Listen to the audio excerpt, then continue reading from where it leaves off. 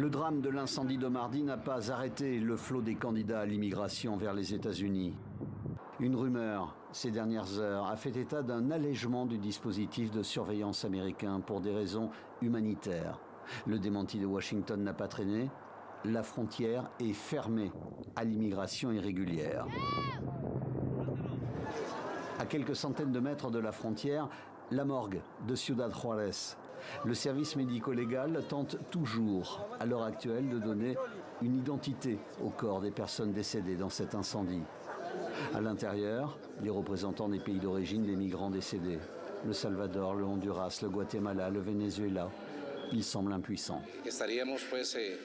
Nous serions satisfaits si à l'heure actuelle nous avions déjà identifié les 39 corps qui se trouvent sur place.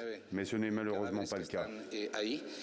Les autorités mexicaines annoncent l'ouverture d'une enquête. Un élément a permis d'en savoir plus sur l'origine du drame. Cette vidéo de surveillance de 32 secondes. Le feu aurait été déclenché par des migrants enfermés en colère. Autour des grilles, des agents de surveillance passent et ne s'arrêtent pas. Les fumées envahissent l'espace. Ces agents mexicains ne feront rien.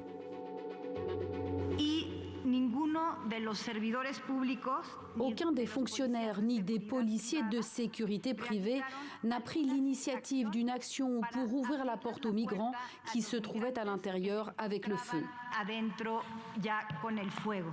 8 responsables présumés ont été identifiés, 3 agents de l'immigration et 5 employés d'une entreprise de sécurité. Chez les migrants, toujours en attente à Ciudad Juárez, on passe du recueillement à la colère.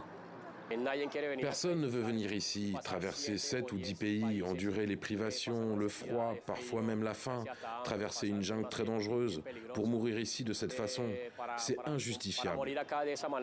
D'après l'Organisation internationale des migrations, depuis 2014, près de 8000 migrants sont morts ou disparus sur la route vers les États-Unis.